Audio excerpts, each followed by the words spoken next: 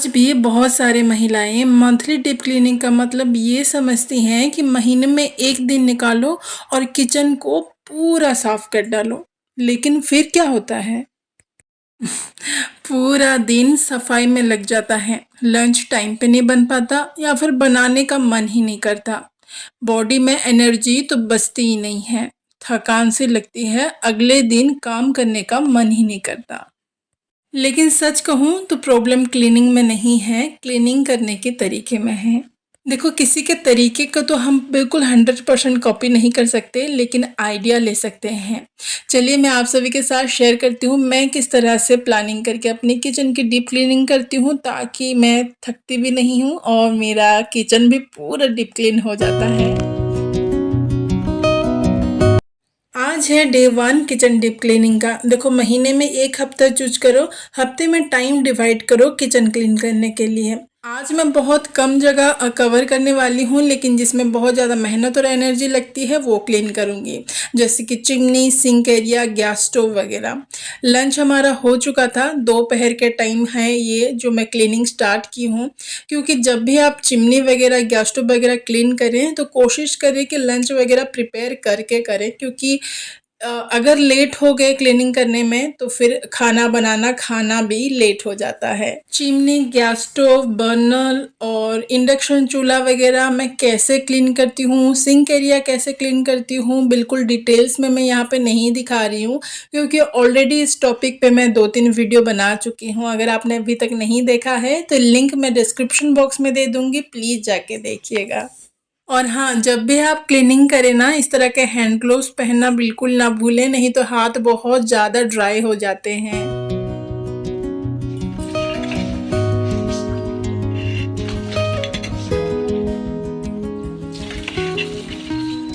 यहाँ पे बहुत ही अमेजिंग सा हैक आप सभी के साथ शेयर करती हूँ, जो मेरा एनर्जी और टाइम दोनों ही बचाता है। अगर आपका सिंक गैस चूल्हा स्टील का है, स्टेनलेस स्टील का, तो पीताम्बरी पाउडर अपने किचन में ज़रूर से रखिएगा।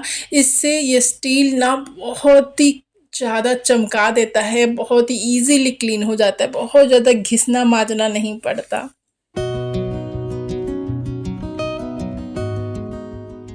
वैसे शाम तक तो मेरा सारा क्लीनिंग ख़त्म हो गया था, चाय वाय पिया, रेस्ट किया, लेकिन सोने से पहले जो पानी बचा था, जो गैस बर्नर स्टैंड वगैरह क्लीन करने के लिए मैंने यूज किया था, उसी पानी में सारे किचन टाल्स, स्पॉन्ज, वाइप्स वगैरह को अच्छे से भिगोया आधे घंटे, उसके बाद अच्छे से उसे भी क्लीन कर लिया। वैसे पहले दिन किचन के सारे बड़े और हैवी मेहनत वाले काम मैंने कर लिए थे, जो कि किचन में सबसे ज़्यादा ऑयली, ग्रीसी हो जाते हैं। आज था डे 2 किचन डीप क्लीनिंग का। सुबह उठ के देखा तो मौसम इतना अच्छा था जैसे आज बारिश ही हो जाएगा। अपनी एक्सरसाइज कंप्लीट की और सीधा गई किचन में। नहाया भी नहीं था, ना ही ब्रेकफास्ट बनाया था। आज मुझे ये कबर्ड क्लीन करनी थी। जितने भी कंटेनर यहाँ पे हैं वो सभी को निकाला उसे वॉश करने के लिए। और कुछ भी सामान मैंने इसके छेड़छाड़ नहीं किए, जैसे हैं वैसे रहने दिया, बस कंटेनर निकाला। देखो, अक्सर हमसे यही गलती होती है कि जोश में ना सब कुछ एक ही दिन में क्लीन कर लेंगे सोच के सब कुछ निकाल देते हैं, और अचानक कुछ और इम्पोर्टेंट काम अगर पड़ गया तो वो फिर पेंडिंग रह जाता है। मैंने सोचा तो था कि लंच बनाते बनाते आज ये जो सेक्शन है उसे क्लीन कर लूँगी, लेकिन अचानक गेस्ट आ गए और लंच के बाद ही मैंने इसे क्लीन किया।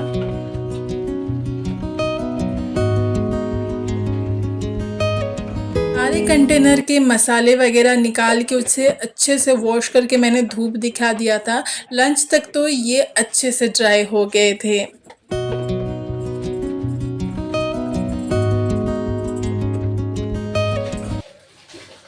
ये प्लास्टिक कंटेनर सेट मैंने ऑनलाइन परचेज़ किए थे, 2 सेट। एक सेट में 12 कंटेनर आए थे और दूसरे सेट में 24।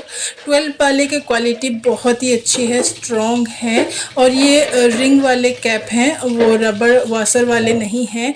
और मुझे ये रिंग वाले ही अच्छे लगते हैं, क्योंकि रबड़ वाले क्या होता है, वो अगर लूज हो जाए ना, जितना भी अच्छा कंटेनर हो वो एयर टाइट नहीं रहता। सभी प्रोडक्ट्स के लिंक मैं डिस्क्रिप्शन बॉक्स में दे दूँगी, कुछ भी चेकआउट करना हो तो आप वहाँ से कर सकते हैं।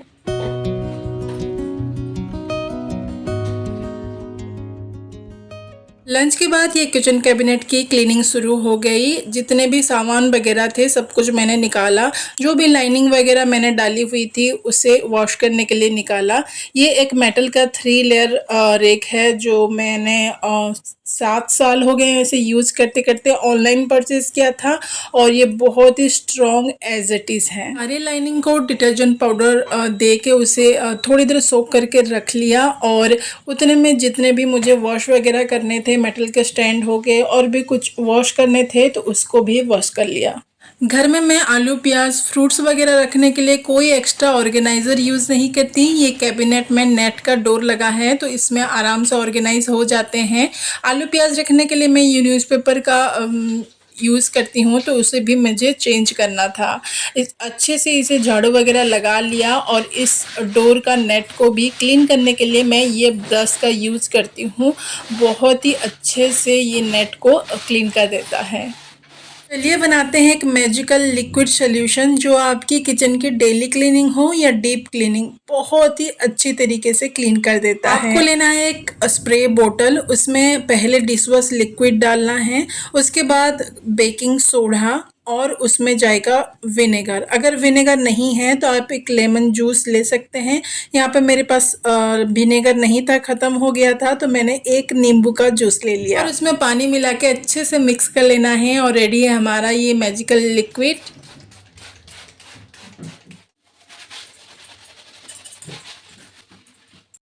यहाँ पे सब कुछ क्लीन हो गया था, सारे शेल्फ्स में मैंने लाइनिंग लगा लिया था। अब बारी है सब कुछ ऑर्गेनाइज करने की। कंटेनर भी अच्छे से ड्राई हो गए थे, उसमें मैंने सारे मसाले वगैरह अच्छे से फिल कर लिया। अब बारी है इसे सेट करके रखने की।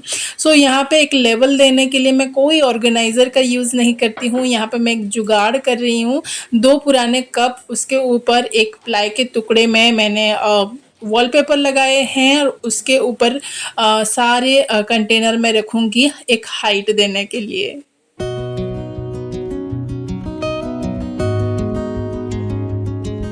वैसे आप मिक्सर ग्राइंडर को कैसे क्लीन करते हैं? मैं तो टूथपेस्ट की हेल्प से ही क्लीन करती हूँ और इसके डिटेल वीडियो भी मैंने ऑलरेडी छोड़ा हुआ है। पानी यूज़ नहीं कर सकते इसलिए टूथपेस्ट बेस्ट है इलेक्ट्रिक जिन चीज़ें क्लीन करने के लिए।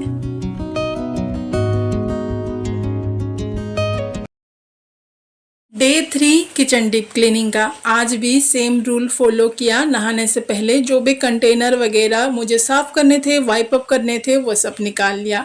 ज़्यादातर कंटेनर साफ़ ही थे क्योंकि बीच बीच में मैं इसे साफ़ करती रहती हूँ जब सामान ख़त्म हो जाता है फिलअप करने से पहले।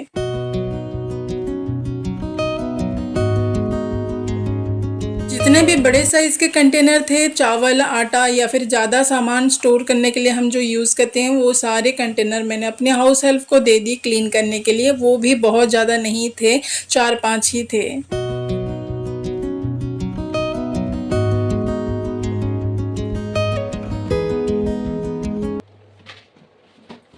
आज मैंने सोचा था लंच बनाते बनाते ही क्लीनिंग कर लूँगी ताकि बहुत लेट ना हो और इसी वजह से आज ही मेरा किचन क्लीनिंग कंप्लीट हो गया। सारे कंटेनर अच्छे से क्लीन हो गए। अभी बारी थी अंडर कैबिनेट क्लीन करने की, सारी लाइनिंग को क्लीन करने की। यहाँ पे लाइनिंग भी मैंने जुगाड़ से डाला हुआ है। ये जो आप देख रहे हैं लाइनिंग, ये जो पीवीसी माइका है मेरे किचन में लगा है वैसी का ही पीस है, मैंने कट करके लगाया है। ये जुगाड़ ना बहुत काम के आते हैं। अगर आपके किचन के भी माइका बच गए हैं तो आप अपने ड्रॉअर के साइज़ के अकॉर्डिंग कटवा के आप लगा सकते हैं। बिल्कुल स्लिप नहीं होते, बहुत दिन तक चलते हैं, बिल्कुल स्ट्रॉन्ग रहते हैं और वाटरप्रूफ तो होते ही हैं।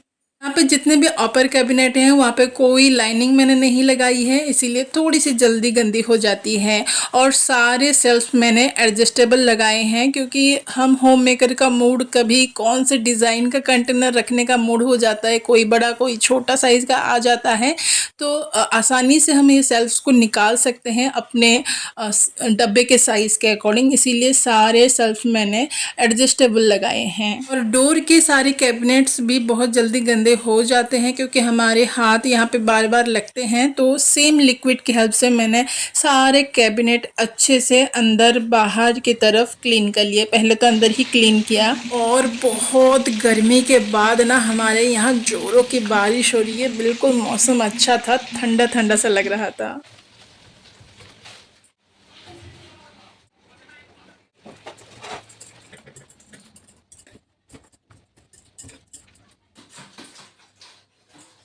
आपके किचन में अगर खिड़की है तो उससे क्लीन रखना बहुत इम्पोर्टेंट है और टाइम टू टाइम उसे क्लीन करते रहना, क्योंकि वो अगर गंदा हो गया ना तो सबसे ज़्यादा एनर्जी उसी में जाती है क्लीन करने में।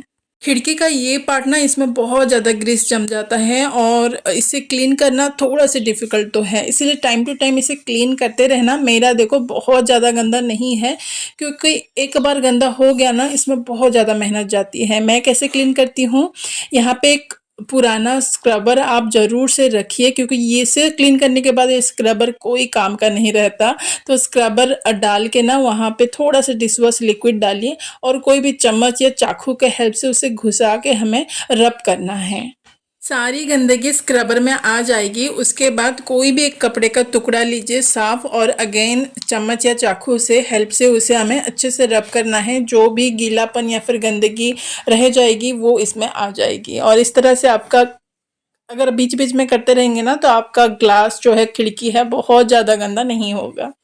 चलिए आप सभी को दिखाती हूँ किचन का सबसे अच्छा डिज़ाइन जो मुझे पसंद है। ये अपर कैबिनेट जिसमें मैं अपनी वाटर प्यूरीफायर रखती हूँ, जो बिल्कुल कवर हो जाता है, उसके जो ओपन पार्ट है बस वही दिखता है। ये ग्रेनाइट मैंने यहाँ पे लगाया है, उसके ऊपर मैं ये वाटर प्यूरीफायर को लगाती हूँ, और उसके ऊपर भी एक सेल्फ रखा हुआ है जिसमें कुछ कुछ सामान मैं ऑर्गेनाइज कर लेती हूँ। लेकिन गलती मैंने यहाँ पे ये किया है कि ये ग्रेनाइट को फुल लेंथ ना रख के थोड़ा सा मैंने गैप दे दिया। सोचा कि उसके जो वेयर वगैरह हैं वो नीचे नल तक आएंगे, तो थोड़ा सा गैप दे देती हूँ। और इसी गैप के अंदर चूहे अंदर घुसते हैं और पूरा गंदा कर देते हैं। बीच बीच में मुझे इसे डीप क्लीन करना पड़ता है। तो इस बार ना मैंने कैम्फर बॉल वगैरह डाला हुआ था, इतना ज़्यादा गंदा नहीं हुआ है, और देखते हैं नेक्स्ट टाइम आता है या नहीं। तो अभी तो मैं इसे क्लीन कर लेती हूँ।